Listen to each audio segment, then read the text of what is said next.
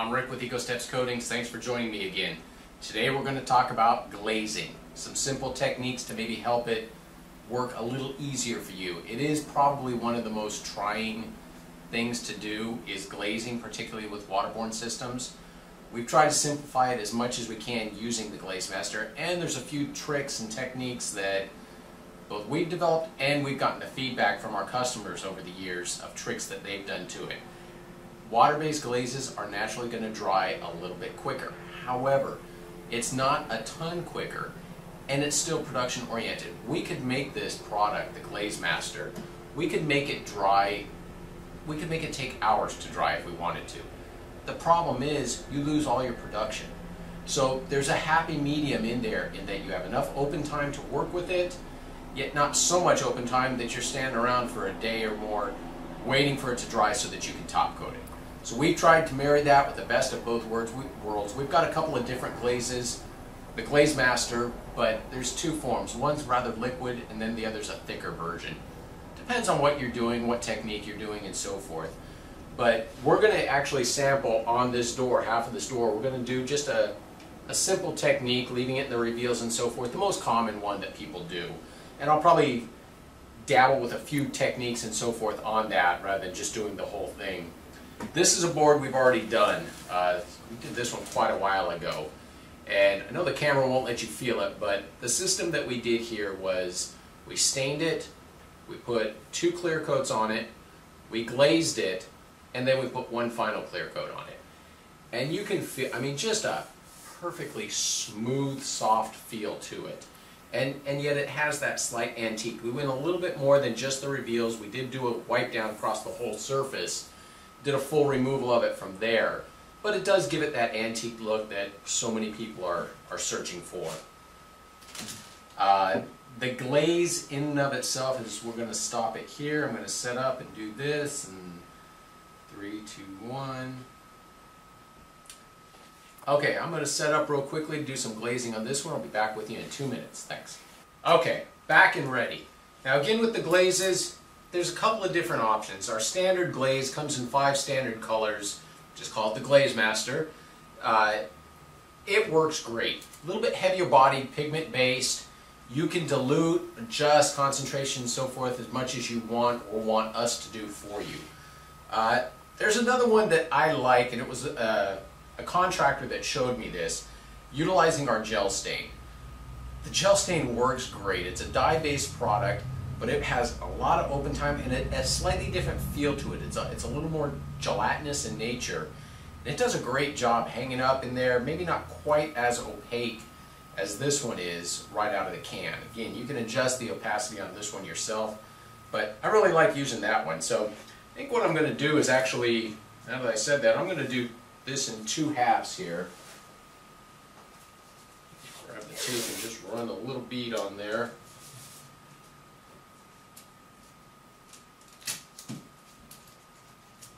Okay.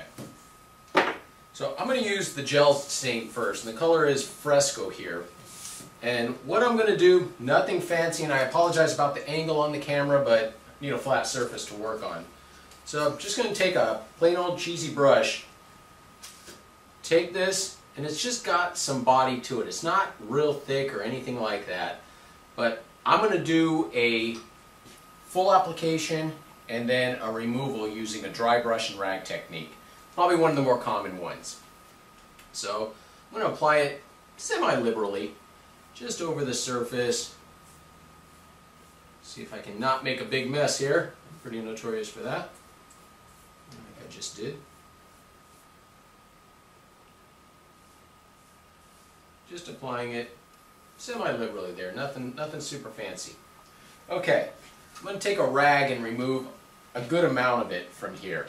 We want kind of a halo effect, so I kind of fold the rag somewhat tight and just run across the surface. I'm removing a good majority of it, but not all of it. I can show you just that easy. It can be done just left almost like that. However, I'm going to take the plain brush and the rag. This is a negative application, and you just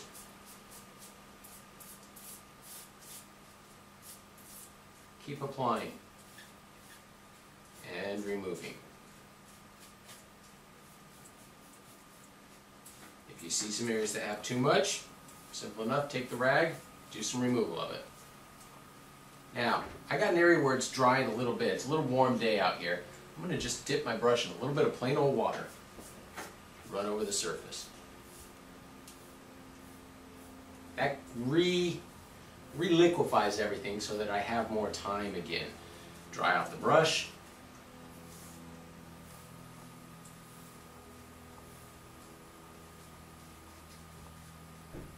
And it's all about technique and the look that you are looking for. But that trick with the water is nice. Now, in the grooves, that's fine like that. I do like a little less on the main surfaces. So I'm going to give them a little bit extra and down the channel there. Corners are always the fun part for anybody doing a full finish.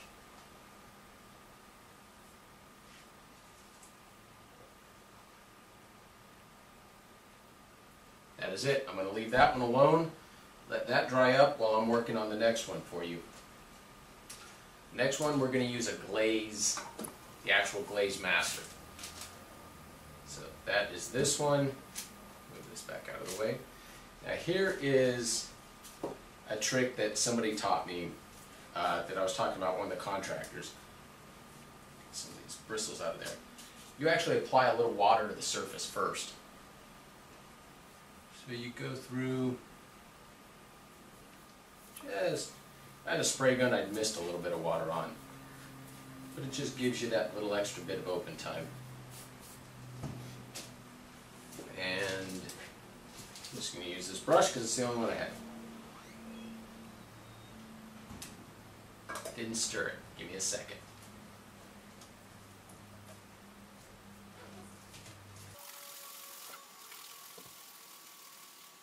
Okay, stirred it up. I'm just going to dip a brush into it. And this is the liquid glaze, so normally this would be spray applied. And I'm just going to run that across the whole surface again. Again, we have little pens that you could apply this with or what have you, but you could just run it right along the reveals line. And then take your rag and just do a wipe across. And leave it just like that inside the reveals. That easy. It's not what we're going to do because half the time that's not what the customer wants. Again, this particular glaze that I'm using is the spray one. So it's meant to be a little skinnier. Spray it on so you can have plenty of time. We're going to do a similar technique to the other side. We're going to take the rag. This time I'm going to go in the inlays first there. Remove over the flat areas.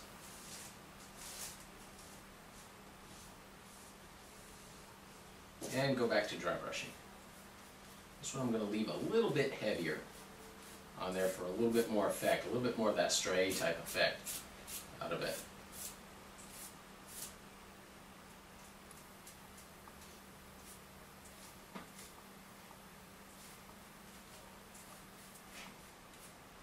Just a different look altogether.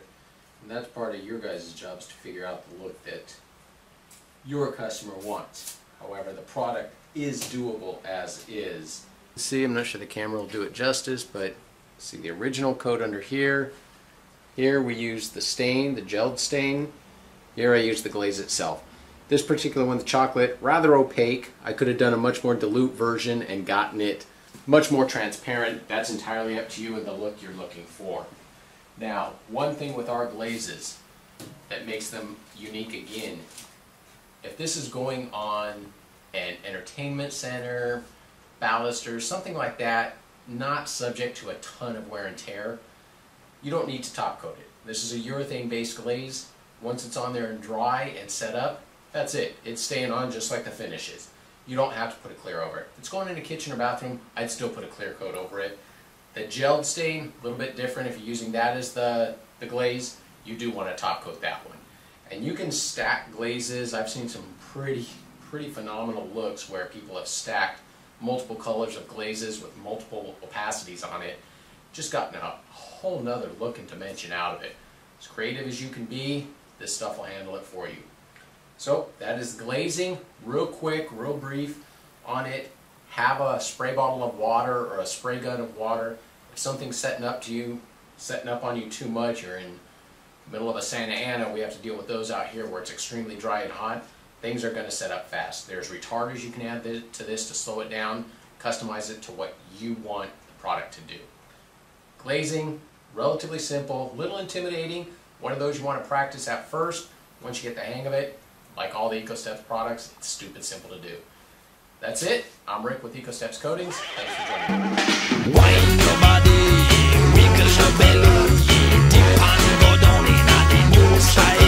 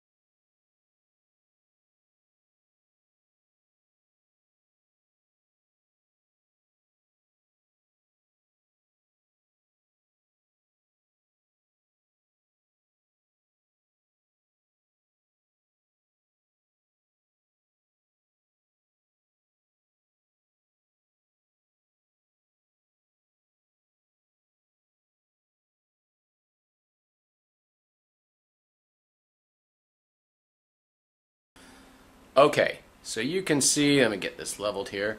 So you can see the big grain pattern in the oak itself. It's natural in all the oaks. First coat of primer, second coat of primer, and then down here is 2 finish coats of the Color-Master. I'm going to bring this up and kind of hold it at a bit of an angle, hoping the camera picks up that is a full fill. It's a smooth, perfectly smooth finish on there. And that's a 4-coat system. It's got a full fill, nice and smooth, ready to be hung or ready to be glazed, whatever the case may be with it. Again, the Color-Master is self-sealing, so we could have gone directly on it, built coat after coat. The Color-Master is similar to a regular pigmented lacquer. It's not meant to build. Even though it's a very high solids product, you're not looking to build. All lacquers tend to conform to the shape around them. So if you've got something with a lot of check lines and check grain in, it's going to want to conform to those. So you're going to get more pronounced check lines out of it. Same thing, telegraphing will come through the grain underneath it. So if you use the Prime Master first, that will help a lot. MDF, another great one, common one. Couple of coats of Prime Master, couple of finish coats of the Color Master, you're done. Perfectly smooth finish. You will get some of the grain rays and pulping on the MDF on the first coat. The way I handle that, spray the first coat on, similar to the oak, sand it back, second coat of primer, leveling sand on that, and then 2 finish coats. You're done. That MDF will look just perfect out of it. So that is it very quickly. I am going to use this board to show you some glazing techniques afterwards, probably on half of it, just so we see a production line with it.